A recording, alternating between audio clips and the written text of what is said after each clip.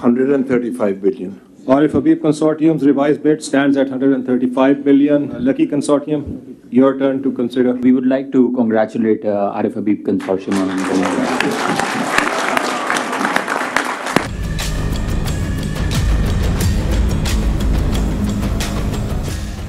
2025 का साल पाकिस्तान की तारीख के हंगामा खेज तरीन साल के तौर पर याद रखा जाएगा,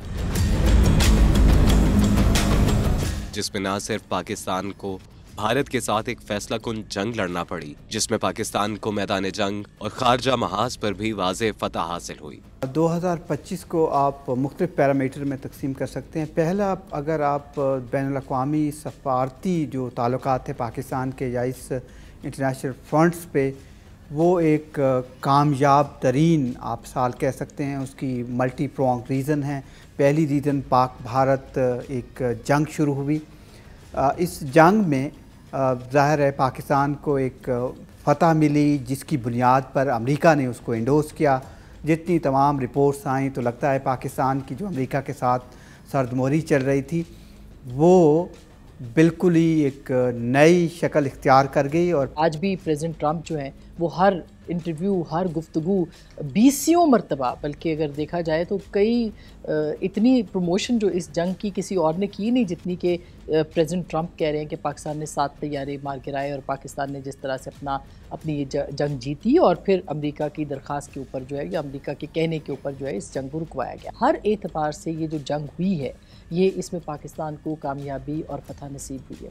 ये वो एक कंट्रोवर्शियल किस्म की जंग नहीं थी जिसके बाद खुद ही कामयाबी के दावे किए गए या फिर जाके जो मुज़ाकरात की मेज़ थी उस पर पाकिस्तान हारा या जो भी जिस तरह के भी मामलात थे। ये वो जंग थी जिसको लोगों ने देखा, महसूस किया और उसके नताइज को तस्लीम किया, और सिर्फ पूरी दुनिया ने किया, सिर्फ पाकिस्तान के अंदर नहीं हुआ। पाकिस्तान भी इस बात का एहसास है मिलिट्री लीडरशिप में भी कि आइंदा अगर इस तरह का कोई काम होता है तो हम 2 काम करेंगे। या तो हम इस चीज़ को प्रोएक्टिवली एक्ट करेंगे और ये नहीं इंतज़ार करेंगे कि इंडिया किसी किस्म का एग्रेशन करती है, क्योंकि प्रोएक्टिव तरीके से अगर आप जाएंगे तो उस पर कम अज़ कम आप दुनिया को ये भी बावर करा सकते हैं कि इसमें हमारी कोई गलती नहीं है।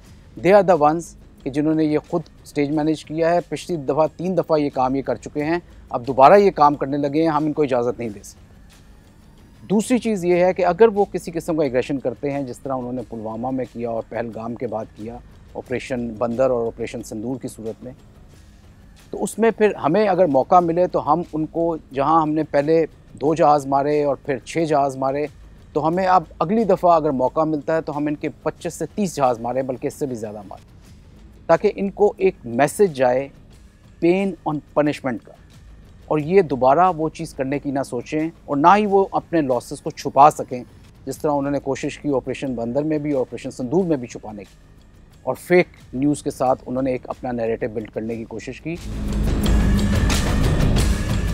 इस फैसला कुन जंग के फौरी बाद पाकिस्तान में शदीद मौसमियाती तब्दीलियों से शुरू होने वाली तूफानी बारिशों के बाद भारत ने पाकिस्तान को आबी दहशतगर्दी का निशाना बनाया और तबाहकुन सैलाबों की सूरत में पाकिस्तान के आवाम और इसकी मईशत के खिलाफ जंग छेड़ दी। पाकिस्तानी कौम सैलाबों से लड़ रही थी कि हमसाया मुल्क अफगानिस्तान ने पाकिस्तान की सलामती के खिलाफ ऐलान जंग कर दिया और इसकी सरजमीन से पाकिस्तान के अंदर दहशतगर्द हमले होने लगे। पाकिस्तानी एयरफोर्स और बर्री अफवाज ने अफगानिस्तान को मुंह तोड़ जवाब दिया और पाकिस्तान को गैर महफूज बनाने के इसके मंसूबों को खाक में मिला दिया। ये तालिबान के आने से पहले भी ये मसले थे, चाहे वो हामिद करज़ई गवर्नमेंट हो या अशरफ गनी गवर्नमेंट हो, लेकिन तालिबान के अगस्त 2021 में कब्ज़ा करने के बाद ये ताल्लुकात ज़्यादा ख़राब हो गए।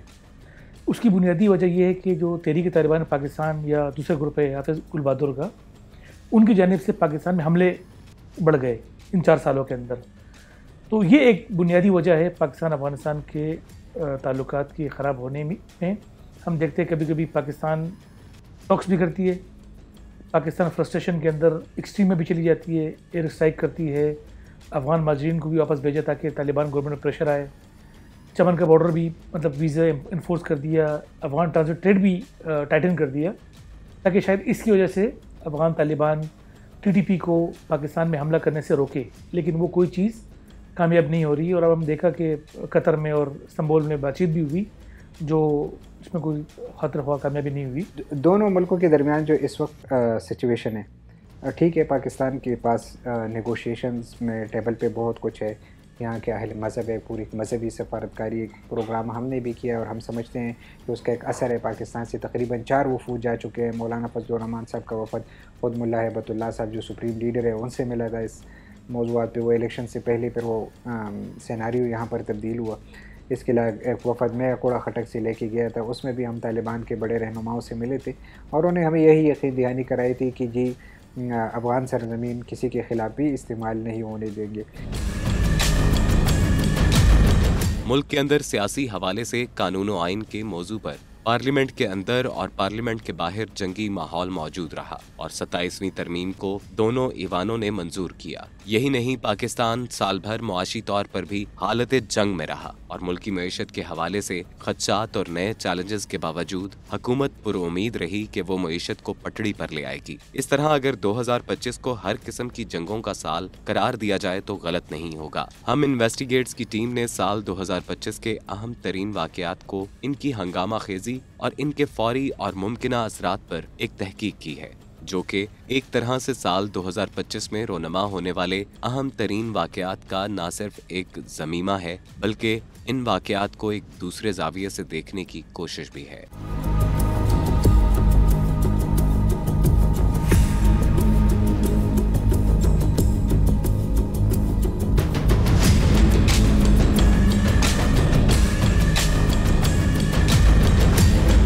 साल का आगाज मामूल के मुताबिक था और पाकिस्तानी हुकूमत नए साल के लिए अपने अहदाफ मुकर्रर कर रही थी, लेकिन इस दौरान ये एहसास भी अपनी जगह बना रहा कि हमसाया मुल्क भारत में बरसरे इक़्तिदार भारतीय जनता पार्टी और वज़ीर आज़म मोदी भारतीय रियासतों में होने वाले इंतखाबात में पाकिस्तान मुखालिफ बयानियाँ तैयार करने और पाकिस्तान पर इल्ज़ामात लगाने में मसरूफ़ थे। ऐसा महसूस होने लगा था कि रिवायती दुश्मन भारत पाकिस्तान के खिलाफ कोई नया महाज जरूर खोलेगा ताकि बरसरे इक़्तिदार भारतीय जनता पार्टी भारतीय रियासतों में होने वाले इंतखाबात में पाकिस्तान के खिलाफ बयानियाँ बनाकर वोट हासिल कर सके।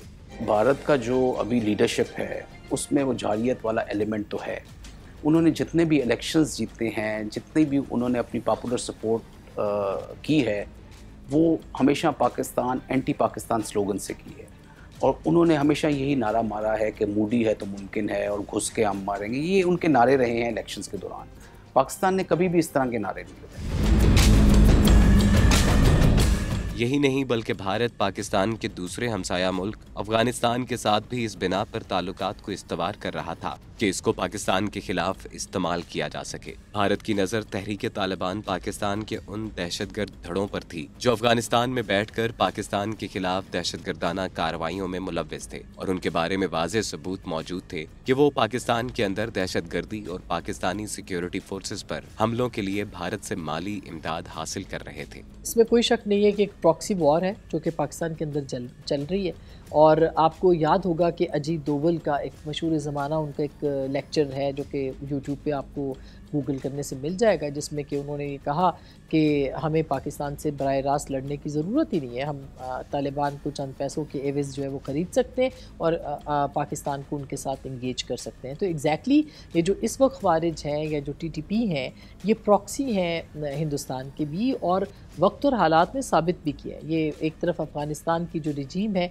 उसके साथ है और दूसरी तरफ हिंदुस्तान के साथ, और हिंदुस्तान और अफ़गानिस्तान का गठजोड़ इसी जंग के दौरान आपने देखा होगा कि किस तरह से उनके जो नायब वज़ीर दाखिला थे वो हिंदुस्तान के दौरे पे गए और उसके बाद जब अफ़गानिस्तान ने पाकिस्तान पर हमला किया तो उस वक्त मुल्ला मुत्तकी उनके अपने वज़ीर ख़ारजा जो थे वो हिंदुस्तान के अंदर मौजूद थे। तो बहुत सारी कड़ियाँ हैं जो कि मिलती हैं, जो एक दूसरे के साथ जो है वो एक दूसरे को जिसे कहते हैं कि वो उसके साथ जोड़ी जा सकती हैं और उनकी बुनियाद के ऊपर ये नतीजा अख़ज़ किया जा सकता है। और वो इतनी वाज़ेह और बय्यन है कि उनका इनकार जो है ना हिंदुस्तान कर सकता है ना दुनिया। यही वजह है कि ECO का प्लेटफॉर्म हो या दोहा के अंदर टॉक्स हों या फिर वो टर्की के अंदर टॉक्स हों, पाकिस्तान ने सॉलिड सबूत जो है वो पेश किए हैं। यही अक़वाम मुत्तहिदा के अंदर गुफ्तगू हो, वहाँ पे पाकिस्तान ने ने जो शवाहिद पेश किए उनको उनका जवाब या उनको मुस्तरद करने के लिए कुछ भी अफ़गानिस्तान और हिंदुस्तान के हाथ में नहीं था। तो BLA और TTP का जो एक या जो खवारिज हैं या जो दहशतगर्द और भी तंजीमें हैं, ये बिलाशुबा एक प्रॉक्सी वॉर है जो कि पाकिस्तान के अंदर चल रही है, और ये सबसे बड़ा इस वक्त पाकिस्तान के लिए चैलेंज भी बना। इमारत इस्लामी अफ़गानिस्तान की लीडरशिप है जो कि काबल को टेक ओवर करने से पहले जब वो KP बलूचिस्तान और मुख्तलिफ़ इलाक़ों में आते जाते थे और हमारी उनसे मुलाकातें होती थी, तो उस रिसर्च के दौरान जब भी मैंने पूछा है तो वो पाकिस्तान को भी ये कन्विंस करने की कोशिश कर रहे थे कि इस वक्त जो करंट गवर्नमेंट है अफ़गानिस्तान में अशरफ गनी साहब की, वहाँ पर इंडिया का इन्फ्लुएंस है और आपके जो बॉर्डर अटैक्स और प्रॉब्लम्स और टेररिज्म है इसमें इंडिया की इन्वॉल्वमेंट है, और अगर अफ़गान तालिबान आएंगे तो इन्वॉल्वमेंट रुकेगी और इसको कंट्रोल करेंगे। और ये भी पाकिस्तान के लिए वो समझते थे कि आपको पता है कि पाकिस्तान एक फ़ॉरेन पॉलिसी का बहुत बड़ा लेंस जो है वो इंडिया का तनाज़ुर है, जिसको हम कभी इग्नोर नहीं कर सकते, और वो बहुत दुरुस्त भी है। और ख़ासकर जो गुज़िश्ता 10 सालों में इंडिया की जो फ़ॉरेन पॉलिसी है और जहाँ पर हिंदुत्व पॉलिसी जिस शिद्दत के साथ घर कर गई है और वो असरअंदाज कर रही है पूरी साउथ एशिया पे, और साउथ एशिया के जो एक सियासी मंजरनामे को बहुत बुरी तरह मुतासिर कर रही है। तो उस तनाज़ुर में अगर आप देख लें तो मेरे ख़्याल से इन लोगों का ये भरपूर मुतालबा रहा है कि इंडियन इन्वॉल्वमेंट हम रोकेंगे। लेकिन इसके बावजूद जब अब हमने फ़ॉरेन मिनिस्टर साहब का दौरा देखा पाकिस्तान के हवाले से, उनके कमेंट्स और चीज़ें, तो मेरे ख़्याल से जो पाकिस्तानियों में एक सॉफ्ट इमेज थी, यहाँ के मजहबी हलकों में एक सॉफ्ट इमेज थी इमारत इस्लामी अफ़गानिस्तान के लिए, वो भी बहुत हद तक मुतासिर हो गई। चाहे वो तहरीक तालिबान अफ़गानिस्तान है, चाहे वो तहरीक तालिबान पाकिस्तान है, चाहे वो BLA है या कोई और दहशतगर्द ऑर्गेनाइजेशन जो उधर ऑपरेट कर रही है, उसकी पुष्ट बनाई जो है वो इस वक्त इंडिया और रॉ कर रही है। रॉ की उधर इतनी प्रेजेंस है, उनकी जितनी फंडिंग है वो सारी उधर से हो रही है, और हथियारों की उधर कमी नहीं है क्योंकि अमेरिकन बेशबहा हथियार उधर छोड़ के गए हुए हैं, जो कि तकरीबन 7-1 बिलियन के करीब उनकी कॉस्ट है डॉलर्स। तो वो दहशतगर्द जितने भी उधर एक्ट्स हो रहे हैं वो सारे उनकी पुष्ट बनाई इंडिया कर रहा है। तो अगला जो सिनेरियो मैं ज़ाती तौर पे समझता हूँ वो बनाने की कोशिश करेंगे, वो हमें इधर से तो नुकसान देते रहेंगे, क्योंकि जंग में वो इतना नुकसान कभी भी नहीं दे सके जितना उन्होंने दहशतगर्दी के सूरत में पाकिस्तान की मिलिट्री और पाकिस्तान की आम आवाम को दिया। Top story is the development that's taking place in Pahalgam in Jammu and Kashmir, where terrorists opened indiscriminate fire. Pakistan के खिलाफ भारतीय साजिश का आगाज उस वक्त हुआ जब 22 अप्रैल को मकबूजा कश्मीर में पहलगाम के एक सियाहती मुकाम पर चंद नामालूम दहशतगर्दों ने आम लोगों पर फायरिंग कर दी, जिसमें कई सियाह मारे गए। भारत ने इस फॉल्स फ्लैग ऑपरेशन में अपने ही कमांडोज को इस्तेमाल किया और सियाहों पर हमला करवा दिया। 22 अप्रैल से 5 मई तक भारत ने पाकिस्तान के खिलाफ खूब जहर उगला और भारतीय मीडिया ने झूठ के इस कारोबार को फैलाने के लिए महाज संभाल लिया। फिर क्या था, पूरा भारत पागलपन का शिकार हो गया और भारतीय मीडिया पाकिस्तान के खिलाफ हमलों की अपीलें जारी करने लगा। मोदी सरकार के वज़रा 24 घंटे पाकिस्तान को जंग की धमकियां देने लगे। पाकिस्तानी मीडिया को इस बात की भनक हो गई थी कि भारत के जो इरादे हैं इस फॉल्स फ्लैग ऑपरेशन को लेके वो ज़्यादा नेक नहीं है, और शायद इसी की वजह से जो है वो एक जंग का आगाज़ करने चाह रहे हैं। तो इसी वजह से मेरे ख्याल में पाकिस्तानी मीडिया ने भी बड़े ही साबित कदमी का और ज़िम्मेदारी का मुजाहरा किया और यही मुतालबा किया कि इस मामले की तहकीकात होनी चाहिए। और पाकिस्तान का भी मौक़िफ़ जो है वो पाकिस्तानी हुकूमत का जो मौक़िफ़ था और पाकिस्तानी मीडिया का जो मौक़िफ़ था वो बिल्कुल सिंक कर रहा था आपस में। और मेरे ख्याल में तो जंग के दौरान जिस तरह की रिपोर्टिंग होनी चाहिए तो उसका आगाज़ जिस दिन से हुआ था, मेरे ख्याल में ये टेक्स्ट बुक जर्नलिज्म थी, इसको मैं यही लफ्ज़ कहूँ। India have launched Operation Sindoor against Pakistan. Multiple strikes we've been given to understand have taken place. 6 मई की रात बुज़दिल भारत ने अचानक पाकिस्तान पर हमला कर दिया। दुश्मन ने 6 सितंबर 1965 की तरह पुरअमन पाकिस्तान पर रात की तारीकी में वार किया। पाकिस्तान के 7 शहरों में बुज़दिल दुश्मन ने निहत्ते अवाम, इबादत गुजारों और बच्चों पर रात की तारीकी में वार किया। दुश्मन ने 70 से ज़ायद जदीद तैयारों और लातादाद मिसाइलों से पाक सरजमीन पर वार किया और बेगुनाह पाकिस्तानियों को शहीद किया। मुजफ्फराबाद, मुरीद के और भावलपुर में दुश्मन ने मसाजिद को निशाना बनाया। मसाजिद और इबादत गाहों को निशाना बनाना उस तंग नज़र सोच की अक्कासी करता है जो कि मोदी की हुकूमत में हिंदुत्व के ज़ेर तसल्लुत पड़ रही है। पाकिस्तान पर भारत के इस हमले के साथ ही भारतीय मीडिया ने भी झूठ और फेक न्यूज का नया तूफान खड़ा कर दिया और यहाँ तक खबरें भारतीय मीडिया की तरफ से फैलाई गईं कि लाहौर और कराची पर कब्जा हो चुका है और पाकिस्तान की आला फौजी और सिविलियन क़यादत को गिरफ्तार कर लिया गया है। हत्ता के बाज़ आला तरीन ओहदेदार मुल्क छोड़ने का फैसला कर चुके हैं। दुनिया हैरान थी कि भारतीय हुक्मरान और भारतीय मीडिया किस हद तक पागलपन का शिकार हो चुका है। Shehbaz Sharif has moved out of the Pakistan Prime Minister's residence. I do not know whether this is a coup or he's moved out for safety reasons, but he's been moved to an area which is 20.5 kilometers away. एक बार navy बीच में आके Karachi port पे आग लगा दे, मजा आ जाएगा।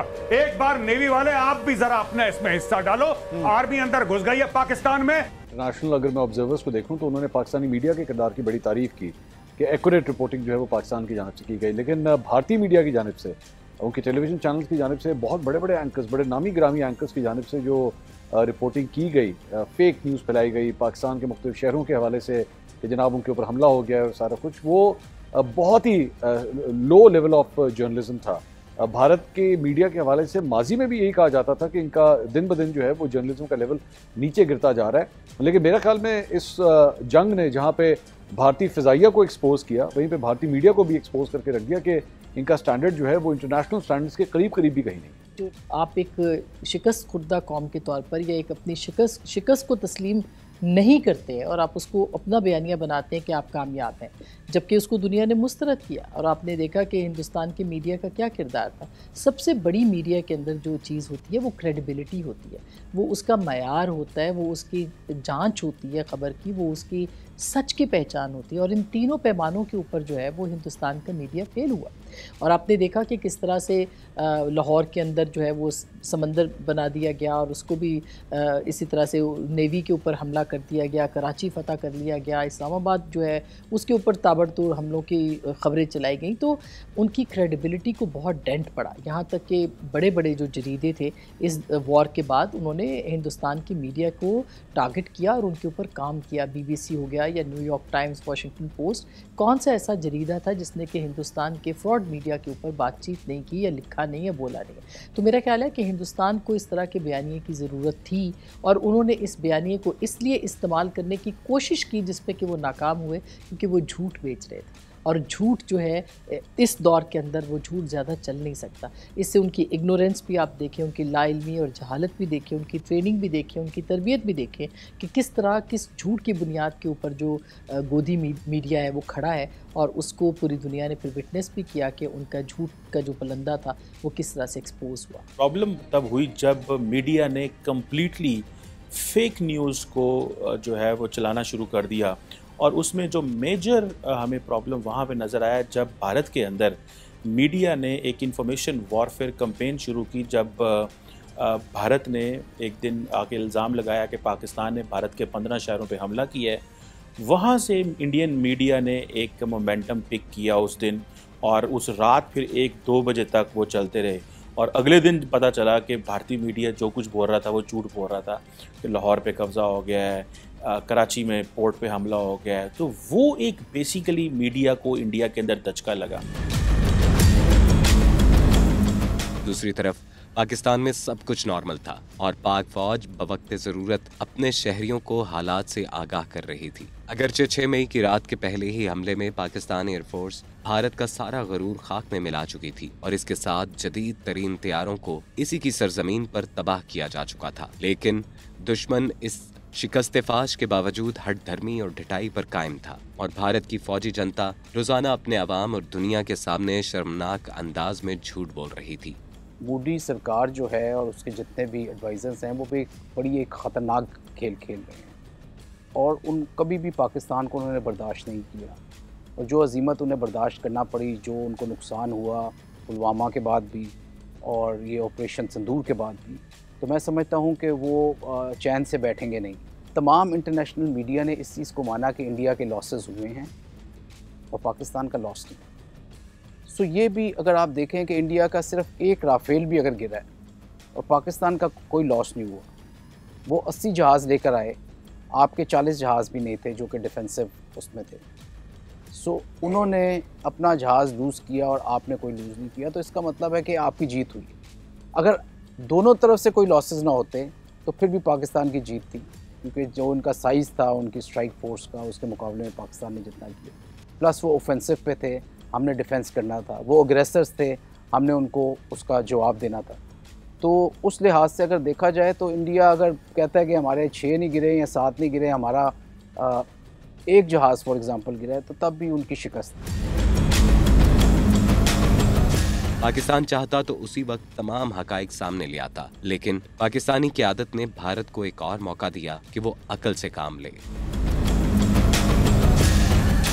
10 मई की वो तारीख 7 सुबह आ गई और पाकिस्तान ने ऑपरेशन बुनियानुम मरसूस का आगाज कर दिया। चंद ही घंटों में पाकिस्तानी मुसल्लह अफवाज ने भारत का गरूर खाक में मिला दिया और दुनिया को बता दिया कि पाकिस्तानी अफवाज और पाकिस्तानी कौम किस तरह भारत जैसे मुंह जोर दुश्मन को पलक झपकते में खाक चाटने पर मजबूर कर सकती है। पाकिस्तान भी इस बात का एहसास है, मिलिट्री लीडरशिप में भी, कि आइंदा अगर इस तरह का कोई काम होता है तो हम 2 काम करेंगे, या तो हम इस चीज़ को प्रोएक्टिवली एक्ट करेंगे और ये नहीं इंतज़ार करेंगे कि इंडिया किसी किस्म का एग्रेशन करती है, क्योंकि प्रोएक्टिव तरीके से अगर आप जाएंगे तो उस पर कम से कम आप दुनिया को ये भी बावर करा सकते हैं कि इसमें हमारी कोई गलती नहीं है।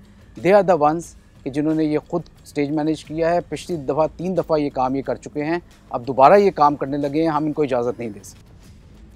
दूसरी चीज़ ये है कि अगर वो किसी किस्म का एग्रेशन करते हैं, जिस तरह उन्होंने पुलवामा में किया और पहलगाम के बाद किया, ऑपरेशन बंदर और ऑपरेशन सिंदूर की सूरत में, तो उसमें फिर हमें अगर मौका मिले तो हम उनको, जहां हमने पहले 2 जहाज़ मारे और फिर 6 जहाज़ मारे, तो हमें अब अगली दफ़ा अगर मौका मिलता है तो हम इनके 25 से 30 जहाज़ मारें, बल्कि इससे भी ज़्यादा मारें, ताकि इनको एक मैसेज जाए पेन ऑन पनिशमेंट का, और ये दोबारा वो चीज़ करने की ना सोचें और ना ही वो अपने लॉसेस को छुपा सकें, जिस तरह उन्होंने कोशिश की ऑपरेशन बंदर में भी और ऑपरेशन सिंदूर में भी छुपाने की, और फेक न्यूज़ के साथ उन्होंने एक अपना नैरेटिव बिल्ड करने की कोशिश की। हिंदुस्तान जो है वो अपनी नाकामी और अपनी शिकस्त का जो ज़िम्मेदार है या शिकस्त का जो मलबा है वो पाकिस्तान पर एक मरतबा फिर गिराने की कोशिश करेगा।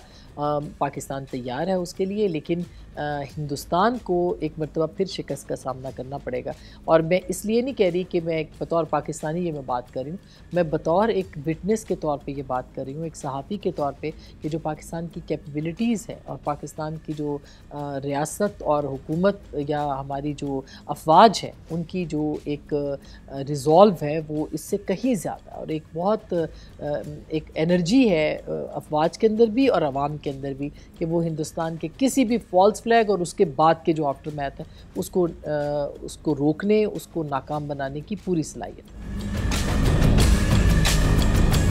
भारत ने जब देखा कि पाकिस्तान उसके 26 फौजी मराकज़ और जदीद तरीन असलहे के डिपोज को कोई नुकसान उठाए बगैर तबाह कर सकता है, तो भारतीय अफवाज और सिविलियन क़यादत के हाथ पांव फूल गए और डीजी मिलिट्री ऑपरेशन से लेकर भारतीय वजारत खारजा और वज़ीर आज़म मोदी तक ने अमरीका और दूसरी आलमी क़यादत के दरवाजे खटखटाना शुरू कर दिए। हत्ता कि अमरीकी वजारत खारजा से ये तक कह दिया गया कि अगर पाकिस्तान को ना रोका गया तो खदशा है कि वो भारत के खिलाफ एटमी हमला करके इसको मलिया मेट कर देगा। फिर वो तारीखी मौका आ गया। 10 मई को अमरीकी सदर ने अपने सोशल मीडिया अकाउंट पर पाक भारत सीज फायर का बाकायदा ऐलान कर दिया। पाकिस्तान और भारत फौरी जंग बंदी पर आमादा हो चुके हैं। अमरीकी सदर डोनाल्ड ट्रंप ने ये ऐलान किया है। पाक फिजाइया ने जो 5 घंटे की जो टनेज फेंकी थी, बमबारी की थी हिंदुस्तान के ऊपर, वो 1965 की 17 दिनों की जंग से ज़्यादा थी, जिसका मतलब ये है कि पाक फिजाइया ने इस हद तक हिट बैक किया और इस हद तक नुकसान पहुँचाया। और ख़ास तौर आपने देखा होगा कि S-400 मिसाइल को जब निशाना बनाया,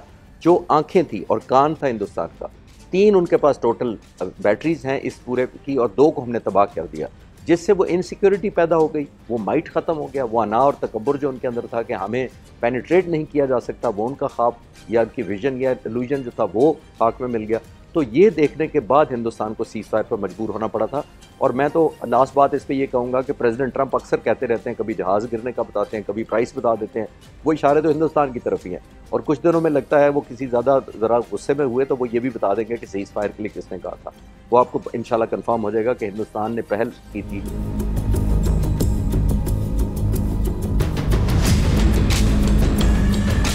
भारत के खिलाफ ऑपरेशन बुनियानुम मरसूस और मार्का हक में पाकिस्तान की तारीखी कामयाबी पर खिराज तहसीन पेश करने के लिए 16 मई 2025 को मुल्क भर में यौम तशक्कुर के तौर पर मनाया गया। पाकिस्तान जिंदाबाद, पाकिस्तान जिंदाबाद। बुनियादी तौर पर 2025 जो है ये पाकिस्तान पर यूरश का साल था और अल्हम्दुलिल्लाह पाकिस्तान ने बहुत ही इस्तकामत के साथ और दुनिया को हैरान कर देने वाली ताकत के साथ इन यूरशों का जवाब दिया।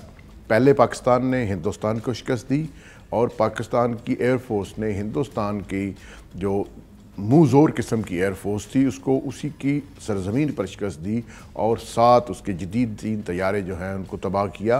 इसके अलावा जब हिंदुस्तान ने पाकिस्तान की फ़ौजी इंस्टॉलेशन पर हमला किया और सिविलियन पर हमला किया तो पाकिस्तान ने यहाँ पर भी एहतियात का मुज़ाहरा करते हुए और बैनुल-अक़वामी जो कवानीन हैं उनको मद्देनज़र रखते हुए हिंदुस्तान के सिर्फ फ़ौजी तनसीबात को निशाना बनाया और हिंदुस्तान में ख़ास तौर पर हिंदुस्तान के उन इलाकों में जहाँ पर उसकी फ़ौजी तनसीबात थी और जो पाकिस्तान पर मिसाइल हमलों में जो इन्वॉल्व थी तनसीबात उनको तबाह बर्बाद किया। तो मैं समझता हूँ और सारी दुनिया ने इसको पाकिस्तान की फ़तह करार दिया। पाकिस्तान और अफ़गानिस्तान के दरमियान अगर आप 10 वजूहात बनाएं जो कि मेजर बड़े वजूहात हैं तो उसमें जो सबसे अव्वल और सबसे आखिर है वो TTP का इशू है। कि सिर्फ इंडिया ही नहीं काफ़ी मुल्क हैं जो अफ़गानिस्तान को as a launch pad against Pakistan इस्तेमाल करते हैं ताकि पाकिस्तान में स्टेबिलिटी ना आ सके।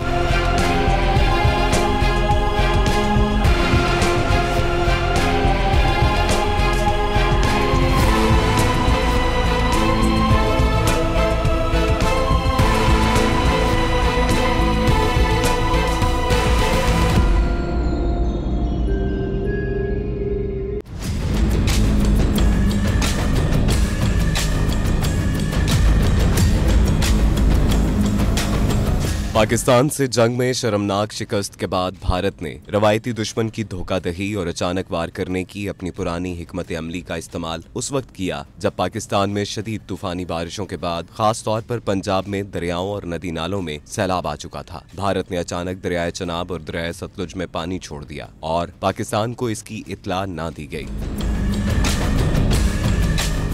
पंजाब के तमाम दरिया पहले ही सैलाबी कैफियत का शिकार थे। भारत की तरफ से मजीद पानी छोड़े जाने के बाद इन दरियाओं में इंतहाई ऊंचे दर्जे का सैलाब आ गया और इसने पंजाब के 27 इजला को अपनी लपेट में ले लिया।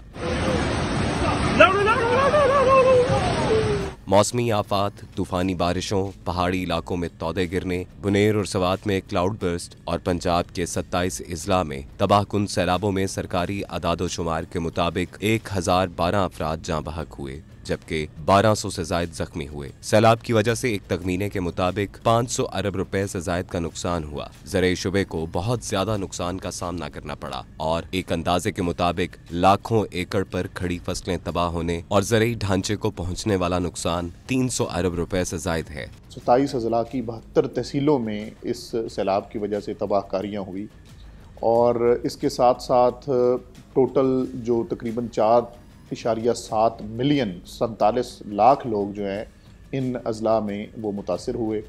लेकिन आपने साथ ही साथ देखा कि हुकूमत की जो ओवरऑल मैयर्स थी जिसमें ख़ास तौर पे रेस्क्यू को किस तरीके से मरबूत तरीके से अंजाम दिया गया और हमने तकरीबन 26 लाख लोगों को महफूज मुकामात तक पहुँचाया। दूसरी तरफ हमसाया मुल्क अफगानिस्तान ने भी भारत की तरफ से मिलने वाली तरगीब के बाद अपनी सरजमीन पर पाकिस्तान के खिलाफ दहशतगर्द कार्रवाइयों में मुलव्विस तहरीक तालिबान पाकिस्तान के दहशतगर्दों को पाकिस्तान में हमले करने के लिए खुली छुट्टी दे दी। पाकिस्तान ने सफारती सतह पर अफगानिस्तान हुकूमत के साथ राब्ता करके ये मुतालबा किया कि वो TTP के दहशतगर्दों को अफगानिस्तान के अंदर महफूज पनागाहें फराहम ना करे, लेकिन अफगानिस्तान हुकूमत ने हठधर्मी का मुजाहरा करते हुए पाकिस्तान के मुतालबे को मुस्तरद कर दिया और यूं पाकिस्तानी शहरों में TTP के दहशतगर्द हमलों के जवाब में पाकिस्तानी एयरफोर्स ने काबुल के नवाह में वाक़े दहशतगर्दों के एक कैंप के अलावा दूसरे इलाकों में कायम ऐसे ही कैंपों पर फिजाई हमले किए। पाकिस्तान और अफगानिस्तान के दरमियान अगर आप 10 वजूहात बनाएं जो कि मेजर बड़े वजूहात हैं तो उसमें जो सबसे अव्वल और सबसे आखिर है वो TTP का इशू है। पाकिस्तान की जो सिक्योरिटी पॉलिसी है, फॉरेन पॉलिसी है, उस सब में जो है टीटीपी एक ऐसा फैक्टर है जिस पे मेरे ख्याल से पाकिस्तान की रियासत किसी किस्म की कंप्रोमाइज़ करने के लिए तैयार नहीं है।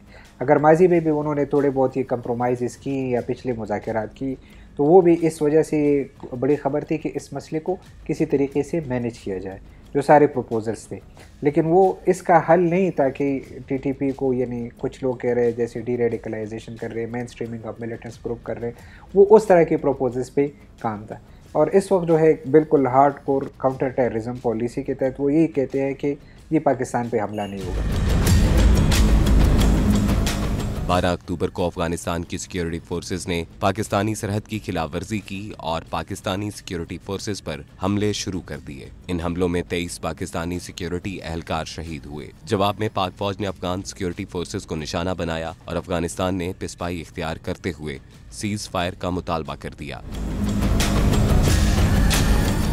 बाद अज़ां कतर और तुर्किया की सालिसी में होने वाले मुज़ाकरात के दौरान पाकिस्तान और अफगानिस्तान फौरी जंगबंदी पर मुत्तफिक हुए। एक रवायती दोस्त और हमसाया मुल्क जिसके साथ सदियों से बरादराना ताल्लुकात मौजूद हैं और गुज़िश्ता 4 दिहाइयों से हालत जंग में होते हुए इसकी भरपूर मदद की गई है, बल्कि 40 लाख से ज्यादा अफगानियों को पनाह फराहम की गई। अफगानिस्तान में बर्पा शोरिश के दौरान पाकिस्तान को अरबों डॉलर का नुकसान उठाना पड़ा। इसी शोरिश में पाकिस्तानी सिक्योरिटी फोर्सेज के हजारों जवान शहीद हुए, हजारों पाकिस्तानियों का खून बहा और पाकिस्तान के शहरों को खुदकुश हमलों का निशाना बनाया गया। पाकिस्तान ने लातादाद कुर्बानियां अपने अफगान भाइयों के लिए दी, लेकिन आज फिर वही पाकिस्तान और पाकिस्तानी निशाने पर हैं और अफगान हुकूमत पाकिस्तान के दुश्मन दहशतगर्दों को न सिर्फ पनाह दिए हुए है, बल्कि पाकिस्तान दुश्मन ममालिक की मदद से उन्हें पाकिस्तान के खिलाफ इस्तेमाल कर रही है। ये एक बदकिस्मती है इस पूरे खित्ते की कि यहाँ पर प्रॉक्सी वार्स काफ़ी चल रही हैं और आई स्टिल थिंक कि सिर्फ इंडिया ही नहीं, काफ़ी मुल्क हैं जो अफ़गानिस्तान को as a launch pad against Pakistan इस्तेमाल करते हैं ताकि पाकिस्तान में स्टेबिलिटी ना आ सके और इकनॉमिक ग्रोथ ना हो सके। एक एटमी ताकत है, एक अच्छी तरह से मईशत बनकर उभर ना सके। तो पाकिस्तान को इस तरह से बिज़ी रखना और सबड्यूड रखने के लिए मेरा नहीं ख्याल कि सिर्फ इंडिया ही कर रहा होगा, बाकी और भी काफ़ी लिस्ट है, लंबी लिस्ट है जिनको अफ़गानिस्तान काफ़ी अप्रोप्रिएट पड़ता है।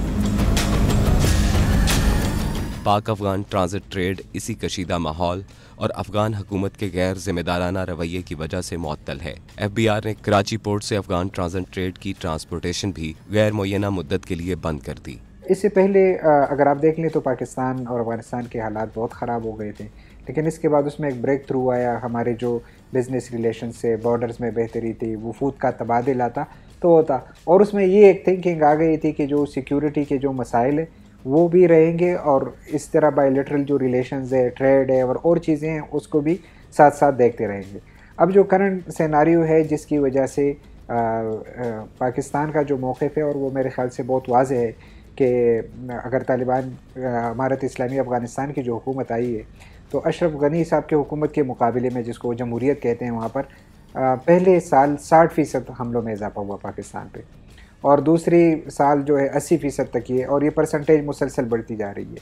तो पाकिस्तान में पाकिस्तान के एकेडमिया, पाकिस्तान की पॉलिसीज़ मेकर, खारिजा, दाखिला, सिक्योरिटी के उमूर, इन सब में ये थी कि अफ़गान तालिबान के हुकूमत में आने की वजह से ये जो बॉर्डर का टेंशन है ये ख़त्म हो जाएगा।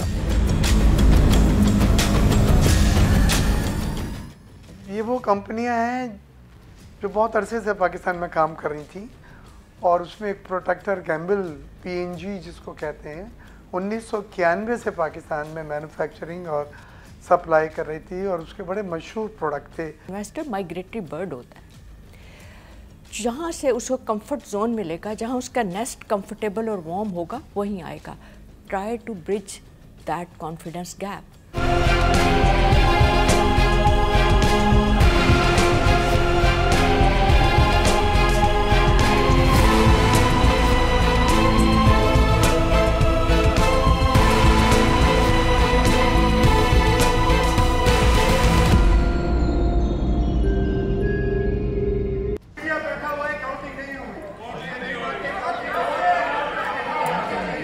साल के आखिर में मुल्क में सियासी गहमा गहमी एक जंग की सी शक्ल इख्तियार कर गई और 27वीं आईनी तरमीम पाकिस्तान के आइन में की जाने वाली एक अहम तरीन तरमीम बन गई। 13 नवंबर को पार्लियामेंट के दोनों ऐवानों से मंजूरी के बाद उसी दिन सदर मुमलिकत की तरफ से दस्तखत के बाद कानून बन जाने वाले इस अमल को 27वीं आईनी तरमीम का नाम दिया गया। इस तरमीम के जरिए पाकिस्तान के आइन में बड़ी और वाज़ेह तब्दीलियां रोनमा हुई।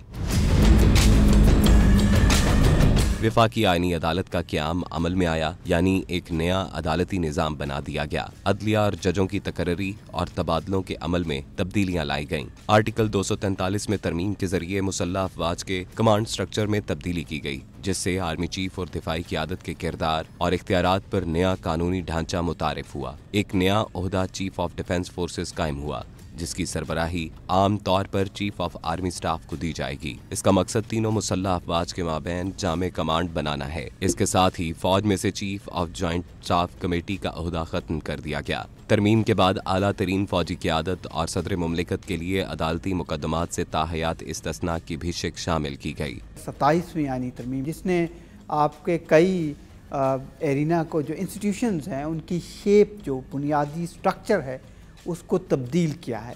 जुडिशरी को पहले अगर आप देख लें, जिसमें हाई कोर्ट्स के जजेस हैं या फिर सुप्रीम कोर्ट की सूरत हाल, फिर फेडरल कॉन्स्टिट्यूशनल कोर्ट का क़याम और पाकिस्तान की जो टॉप डिफेंस की हायरार्की है। पहली दफ़ा हमने देखा कि आईनी तरमीम में पाकिस्तान के चीफ ऑफ डिफेंस फोर्सेस तैनात हुए, फील्ड मार्शल, क्योंकि इसकी एक पीछे बैकग्राउंड है पाकिस्तान की एक फ़तह भारत के ख़िलाफ़ और जदीद जो फ़ौज का निज़ाम है उसी को सेंस करते हुए हुकूमत ने ये आईनी तरामीम शो की, जिसमें आप न्यू स्ट्रेटेजिक कमांड के भी सरबराह आने वाले हैं। इस शिक को मुखालिफ सियासी जमातों और बाज़ नामवर उलमा ने भी तनकीद का निशाना बनाया। विफाकी और सूबाई ताल्लुकात में बाज़ नकात में तरमीम की गई। अपोजिशन के शदीद एहतजाज में कौमी असम्बली ने इस तरमीम की 2/3 अक्सरियत से मंजूरी दी। हुकूमत और हामियों का कहना था कि ये इस्लाहात अदलिया की फ़ालियत और दिफाई अमूर में शफाफियत का बाइस होंगी, जबकि अपोजिशन का ये मौक़िफ़ था कि इस तरह अदलिया की खुद मुख्तारी कमज़ोर होगी और फ़ौजी क़यादत पहले से ज़्यादा मजबूत और किसी किस्म की जवाबदेही से बालातर हो जाएगी। इस तरमीम पर अक़वाम मुत्तहिदा के इंसानी हकूक़ के इदारे ने भी ख़दशात का इजहार किया, जिसे हुकूमत पाकिस्तान ने रद्द कर दिया। कानूनी माहिरीन, अपोजिशन रहनुमाओं और बाज़ वकला ने इस तरमीम को अदालतों की आज़ादी, ताकत के तवाज़ुन और बुनियादी हकूक़ के लिए ख़तरा करार दिया। बाद में इस तरमीम को सुप्रीम कोर्ट में भी चैलेंज कर दिया गया। अगर सुप्रीम कोर्ट इस तरमीम की किसी एक शिप को कलअदम करार देती है या आइन के बुनियादी ढांचे से मुतसादिम करार देकर ख़त्म कर देती है, तो इस तरमीम का कुछ हिस्सा ज़रूर कमज़ोर हो जाएगा और इस इम्कान को भी रद्द नहीं किया जा सकता कि इस तरह मुल्क में एक नया बहरान पैदा हो जाएगा। 2025 में पाकिस्तान की मईशत को कई बड़े चैलेंजेस का सामना रहा और IMF के मुताबिक पाकिस्तान की GDP ग्रोथ 2.6% तक रही, जो कि बेहद हद तक मायूस कुन करार दी गई। कई मल्टीनेशनल कंपनियों ने पाकिस्तान से अपना कारोबार समेट लिया और गैर मुल्की सरमायाकारी के हवाले से 2025 एक मायूस कुन साल करार दिया गया। अगरचे बाज नई कंपनियों ने भी पाकिस्तान में सरमायाकारी के लिए रजामंदी का इजहार किया, लेकिन अमली तौर पर रुपए की कदर में कमी और पाक भारत जंग के अलावा पाक अफगानिस्तान जंग ने भी गैर मुल्की सरमायाकारों के सिक्योरिटी से मुतल्लिक खदशात को बढ़ावा दिया। ये वो कंपनियां हैं जो बहुत अरसे से पाकिस्तान में काम कर रही थी और उसमें एक प्रोटेक्टर गैम्बल PNG जिसको कहते हैं 1991 से पाकिस्तान में मैन्युफैक्चरिंग और सप्लाई कर रही थी और उसके बड़े मशहूर प्रोडक्ट थे जो देख के हम बड़े हुए हैं। उस कंपनी का बंद होने ने एक भूचाल पैदा कर दिया। तो फिर तफसील जब आई है तो 12 कंपनियां टोटल जो हैं वो बंद हुई हैं। उसमें टेलीनॉर है, सनफी है, टोटल एनर्जी है, बायर्स है, इली लिली है और उसमें माइक्रोसॉफ्ट बंद हुई है। शेल कंपनी थी एक बहुत बड़ी पेट्रोलियम की, वो बंद हुई। यामे मोटरसाइकिल थी, वो बंद हुई है। फाइजर की फार्मास्यूटिकल कंपनी थी, वो बंद हुई है। फॉरेन इन्वेस्टर आएगा, वो लोग ढूंढते हैं वैल्यू, देयर मनी की जो वैल्यू होगी, रेट ऑफ रिटर्न क्या होगा। इन्वेस्टर माइग्रेटरी बर्ड होता है, जहाँ से उसको कंफर्ट जोन मिलेगा, जहाँ उसका नेस्ट कंफर्टेबल और वार्म होगा, वहीं आएगा। Try to bridge that confidence gap. वो अपने कैरेक्टर से अपनी परसिस्टेंसी से, अपने कॉन्डक्ट से, अपने बिहेवियर से, अपनी फैसिलिटेशन से, अपने वर्ड्स को ऑनर करके, अपनी क्रेडिबल पॉलिसीज़ के साथ जिनमें कंसिस्टेंसी हो, री इन्वेंटिंग द व्हील ना हो, आप ये सारी चीज़ें एक क्रेडिबल एनवायरनमेंट कायम करें। 2025 में पाकिस्तान के बैरूनी कर्जों और ग्रांट्स में 14% इजाफा देखा गया, जिससे ये अंदाजा लगाया जा सकता है कि पाकिस्तानी मईशत बैरूनी इमदाद पर किस कदर इन्हिसार कर रही थी। 2025 के तबाहकुन सैलाबों ने भी पाकिस्तानी मईशत खास तौर पर मुल्क की ज़राअत को शदीद तरीन बहरान से दो चार कर दिया, जिससे इसकी कपास और दूसरी अजनास की बरामदात का हुजम बढ़ गया और ज़र मुबादला का एक बड़ा हिस्सा इन बरामदात पर खर्च हो गया। सैलाबों से मुल्क की मईशत को एक मुहतात अंदाजे के मुताबिक 500 अरब रुपए के नुकसान का सामना था। आलमी सतह पर मुल्की बरामदात को सख्त मुकाबले का सामना रहा और मुकामी सनतों की पैदावारी लागत में इजाफे और बाज बैरूनी तिजारती पाबंदियों के साथ साथ रुपए की कदर में वाज़ेह कमी ने भी मुल्की बरामदात को मुतासिर किया। मजमूई तौर पर 2025 एक हंगामा खेज साल रहा और जहां पाकिस्तान को सिक्योरिटी मसाइल का सामना रहा और भारत समेत अफगानिस्तान ने पाकिस्तान के खिलाफ जंग छेड़ दी, वहीं भारत ने बलूचिस्तान में अलहदगी पसंदों और अफगानिस्तान में TTP के दहशतगर्दों की माली इमदाद जारी रखी ताकि पाकिस्तान में अमन व अमान की सूरत हाल को मखदूश बनाया जा सके। लेकिन पाकिस्तानी सिक्योरिटी फोर्सेज की जवाबी कार्रवाई ने दुश्मन की इन साजिशों को नाकाम बनाने में अहम तरीन किरदार अदा किया। पाकिस्तान की दिफाई सनत ने भी खातिर ख्वाह तरक्की की और अरब ममालिक के अलावा कई दूसरे ममालिक ने भी पाकिस्तान की दिफाई मसनूआत की खरीदारी के मुआहदे किए। पाकिस्तान ने जो अपनी दफाई सलाहियत का मुजाहरा किया, उससे एक पाकिस्तान को फ़ायदा हुआ और ये फ़ायदा हुआ कि आज पाकिस्तान की जो एयर फोर्स है वो दुनिया की चंद गिनी चुनी एयर फोर्सेस में उसका शुमार होता है।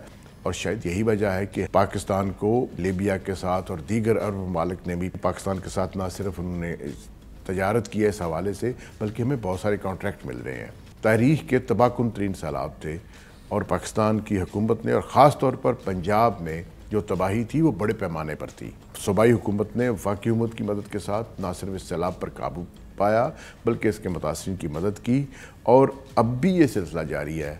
तो ये भी एक खुशाइंद बात है कि पाकिस्तान ने यक वक्त 2-3 यूरिशों का मुकाबला किया। इसके अलावा पहली दफ़ा अफ़गानिस्तान ने बाकायदा पाकिस्तान के खिलाफ जंग छेड़ दी और अफ़गानिस्तान की सरजमीन इस्तेमाल हुई पाकिस्तान पर दहशतगर्द हमलों में, जिसका पाकिस्तान ने मौसर जवाब दिया। पाकिस्तान की एयरफोर्स ने जवाब दिया और पाकिस्तान की बड़ी फ़ौज ने भी, जो तोरखम बार्डर है और दीगर जो बार्डर एरियाज़ हैं वहाँ से आने वाले दहशतगर्दों को न सिर्फ रोका बल्कि उन्हें शिकस्त दी।